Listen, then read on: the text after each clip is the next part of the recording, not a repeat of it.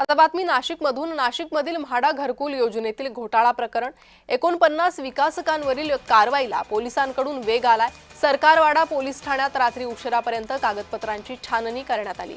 संशयित विकासक भागीदार कुटुंबियांची कसून चौकशी केली। अनेक संशयित अज्ञात स्थळी अटक करण्याच्या हालचाली सुरू आहे। काहींनी अटकपूर्व जामिनासाठी अर्जही केला। 1 एकरापेक्षा कमी भूखंड दाखवण्यासाठी लेआउटचे तुकडे करून म्हाडाची फसवणूक करण्यात आली होती आणि त्या प्रकरणातील संशयितांची संख्या 194 पर्यंत पोहोचली आहे। अधिक माहिती घेणार आहोत आमचे प्रतिनिधी किरण गोटूर सध्या आपल्या सोबत जोडले गेले आहे। किरण, कशा प्रकारे सध्या या प्रकरणाची चौकशी सुरू आहे?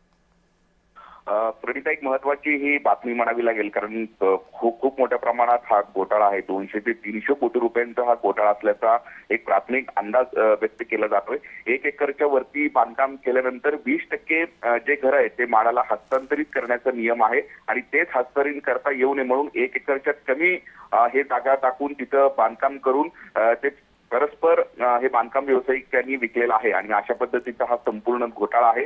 मध्यंतरी या सगळ्या घोटाळ्यावरती चौकशी समिती नेमलेली होती आणि त्यानंतर या सगळ्या प्रकरणी कारवाईला वेग येऊन 49 लोकांच्या विरोधात नाशिकच्या सरकारवाडा पोलीस ठाण्यामध्ये आता गुन्हा दाखल करण्यात आलेला आहे आणि गुन्हा दाखल नंतर या सगळ्या तपासाला वेग आल्याचं आपल्याला बघायला मिळतं। काल रात्री उशिरापर्यंत 7 ते 8 जणांना नाशिक पोलिसांनी ताब्यात सुद्धा घेतलेला आहे, अशा पद्धतीचं माहिती मिळत आहे आणि काही जण नाशिक सोडून फरार झालेले आहेत। अटकपूर्व जामिनासाठी सुद्धा प्रयत्न काही बांधकाम व्यावसायिक हे करत आहेत, अशा पद्धतीचं माहिती मिळते आणि या सगळ्या प्रकरणी आज हाऊसमध्ये सुद्धा चर्चा होईल अशा पद्धतीचा अंदाज हे व्यक्त केला जातोय। त्यामुळे एकूणच या सगळ्या म्हाडा घोटाळा प्रकरणी आता संपूर्ण तपासाला वेग आल्याचं आपल्याला बघायला मिळतंय। जी किरण, धन्यवाद या सविस्तर माहितीसाठी।